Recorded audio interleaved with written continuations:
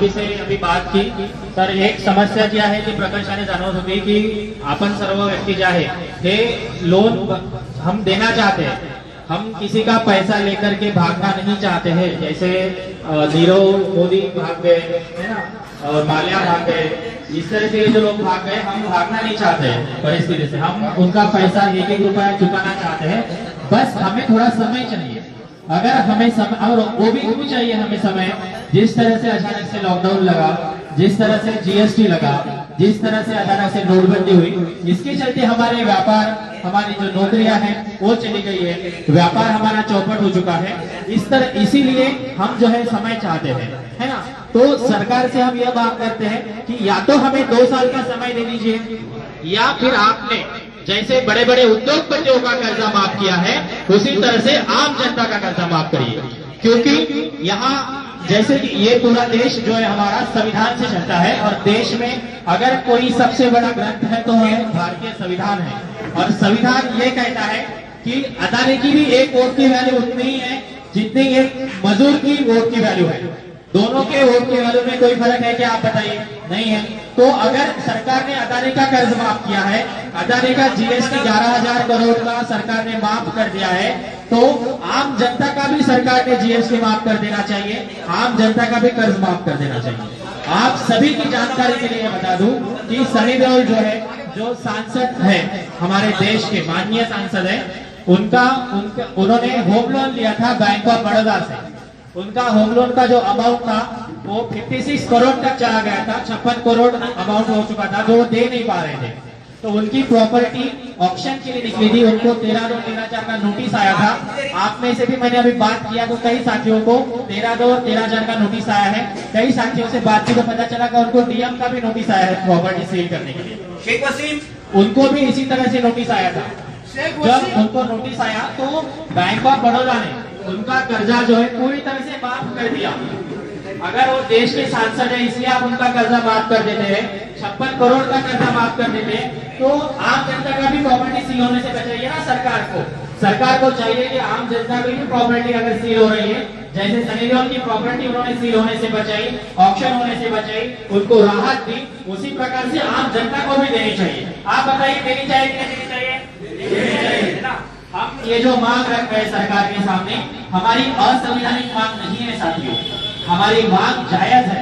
और हम सरकार से मांग ही क्या रहे हैं, हमारा कर्जा ही कितना है? आप में से किसी का कर्जा है कि 2 करोड़ 5 करोड़ का कर्जा है किसी का? नहीं ना। ज्यादा से ज्यादा आम जनता का कर्जा जो है वो एक व्यक्ति का अगर मानेंगे तो 25-30 लाख से ऊपर नहीं है, मोस्ट ऑफ दी 90% लोगों का। तो अगर इन सबके कर्जे की अगर समीशन किया जाए, बेरीज की जाए तो 7.5 लाख करोड़, बस इतना आम जनता का हमारा कर्जा है। अगर 7.5 लाख करोड़ ये सरकार के लिए बहुत छोटी सी रकम है। आपको पता होगा कि हमारे जो संजय हिटावत जी है, जो राजकोट गुजरात से आते हैं, उन्होंने एक आरटीआई लगवाई थी अभी थोड़ी देर पहले। सरकार ने बताया कि हमने 25 लाख करोड़ रुपए का कर्जा माफ किया है। 25 लाख करोड़ रुपए ये छोटी रकम नहीं है। अगर हर व्यक्ति का 1-1 करोड़ का कर्जा माफ किया जाए तो 25 लाख करोड़ में हम 25 लाख लोगों का कर्जा माफ कर सकते हैं।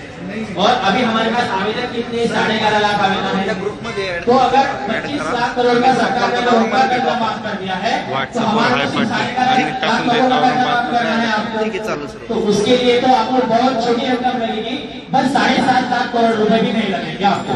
जो हमारे सीए की जो टीम है, जो अपनी एडवोकेसी ऑफिस, उन्होंने जो सरकार को आंकड़े बताए हैं, बस 7.5 लाख करोड़ में सभी भारतीयों का कर्जा माफ कर सकते हैं। तो अगर आपने 25 लाख करोड़ रुपए बड़े बड़े उद्योगपतियों का माफ किया है, उन्होंने तो कुछ हमारे जैसे मांग नहीं रखी थी सरकार से, उन्होंने तो कुछ आंदोलन नहीं किया, उन्होंने तो कुछ डेलीगेशन नहीं दिया। यही उनके घर के बच्चों फॉरेन में पढ़ते हैं, उनके बेटे फॉरेन में पढ़ते हैं, उनका व्यवसाय व्यापार बढ़िया चल रहा है, आपने उनका जीएसटी भी माफ कर दिया है। तो उनकी कर्जा माफ करने की कोई बात ही जब आपके पास नहीं आई तो आपने क्यों जबरदस्ती उनका कर्जा माफ किया? जबकि कर्जा माफ करना चाहिए था जिनके घर कोविड के कारण मृत्यु हो गई, जिनके व्यवसाय व्यापार नौकरियां कोविड लॉकडाउन नोटबंदी के कारण चली गई, ऐसे लोगों का कर्जा माफ करना चाहिए था। और ऐसे लोग मांग भी कर रहे हैं सरकार को। आपने कर्जा माफ उनका करना चाहिए था, जो मेरे किसान भाई है, जो महिला बचत गट के लोग हैं, जो महिलाएं कर्ज देती है 20,000 25,000 का कर्ज देती है और उनके घरों रिकवरी एजेंट दिन भर बैठे रहते हैं। और अभी तो पता चला है कि उनके साथ गलत तरीके से भी व्यवहार कई बार पता चला कि रोहतक की घटना सामने आई है, रांची से घटना सामने आई है, तो इस प्रकार से भी हो रहा है। तो सरकार ने आम जनता का कर्ज माफ करना चाहिए, क्योंकि आम जनता के वोट से सरकार बनती है, और अगर आम जनता के वोट से सरकार बनती है तो हमारा यह अधिकार है कि अगला वोट हम किसे दें।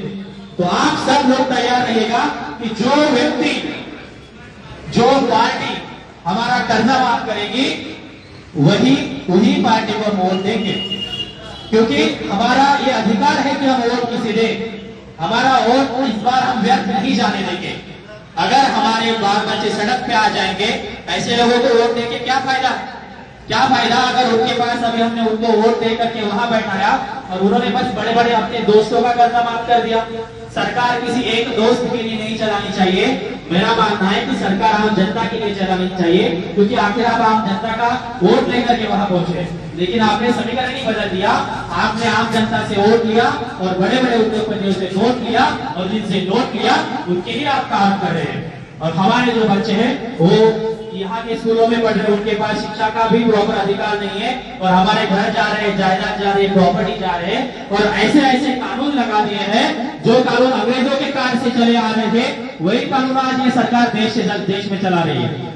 मैं आपको बता दूं, आपको सुनकर के ताज्जुब होगा साथियों कि सन 2002 में एक्ट बना था, सरफेसी एक्ट 2002।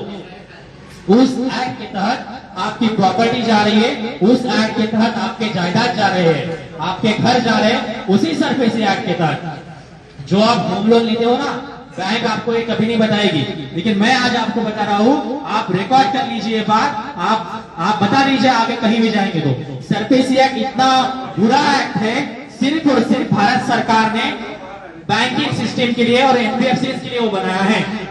मैं बता दूं, अगर आप में से किसी का होम लोन चल रहा है तो उसमें क्या क्या होता है।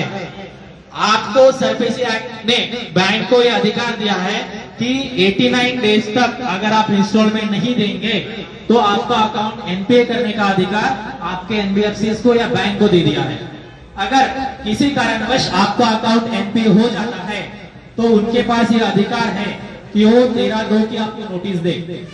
मेरे किसी भाई को अगर 13/2 की नोटिस आई है तो मैं आपको बता दूं कि क्या करना चाहिए, मैं अंत में बताऊंगा। पहले एक्ट के जो गलत प्रावधान है उसके बारे में बता देता हूँ, जिसके हमने चेंज करने के लिए सबसे पहले डेलीगेशन में वित्त मंत्रालय को रिक्वेस्ट की थी कि सरफेसी एक्ट में या तो बदलाव किया जाए या तो सरफेसी एक्ट ही बंद किया जाए, क्योंकि वो सिर्फ बैंकिंग के लिए और एनबीएफसी के लिए बनाया है। तो 13/2 की नोटिस देने का अधिकार बैंक को ही दिया है सरकार ने, 13/4 की भी नोटिस देने का अधिकार बैंक को दिया है, और 13/2 और 13/4 ये दो नोटिस है, ये जब वो डीएम के पास, जिलाधिकारी के पास, डिस्ट्रिक्ट मजिस्ट्रेट के पास जब सबमिट करते हैं तो डीएम हमारा घर सील करने का अधिकार बैंक को ही देता है, कोर्ट को नहीं देता है। बैंक को ही अधिकार होता है कि वो घर सील करे, और बाकायदा पुलिस प्रशासन भी उनका सहयोग करती है। उस सरफेसी एक्ट में ये भी लिखा है कि पुलिस ने भी आपका घर प्रॉपर्टी सील करने के लिए, आपकी प्रॉपर्टी जायदाद जो है वो आपको घर से बाहर निकलने का जो अधिकार है वो पुलिस को भी दिया है।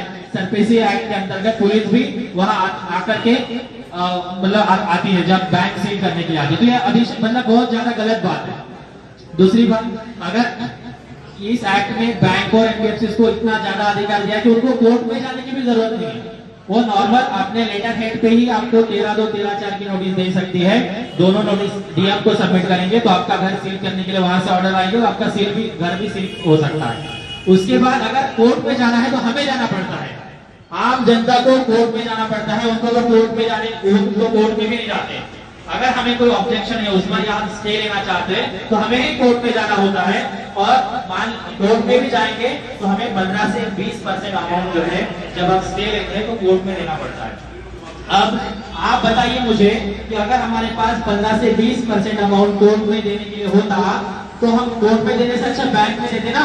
तो ये कितना गलत प्रावधान किया है कि आपको कोर्ट में पेमेंट करना है। अगर हमारे पास पैसे होते तो हम बैंक में देते ना, कोर्ट में जाने की क्या जरूरत थी।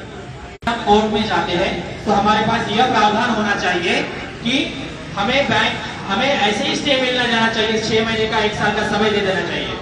तो यह बात सरकार ने भी सुनिश्चित करनी चाहिए कि जो एक्ट है बड़े बड़े वो सिर्फ उद्योगपतियों के हिसाब से या बैंकिंग सेक्टर के हिसाब से ना बनाते हुए आम जनता के हिसाब से एक्ट बनाएंगे तो आम जनता को फायदा होगा। और अगले चुनाव के समय आप सरपंच ध्यान रखिएगा, हमारा मानना है कि उसमें बदलाव होना चाहिए। साथियों और भी कई बातें, लेकिन अभी आप प्रमाण पत्र आपको दिए जाएंगे तो मैं अपनी बातों को विराम रखता हूँ। अगर किसी को कोई नोटिस आता है या मिलना चाहते हैं तो मैं बैठा हूँ, आपको बिल्कुल प्रयास रहेगा कि आपकी मदद कर सकें। सदाशिव भड़क अभी आगे की जो कार्रवाई है हमारे जो साथी है नईम जी वो संभालेंगे। स्वाति पारे, शांताराम निर्मल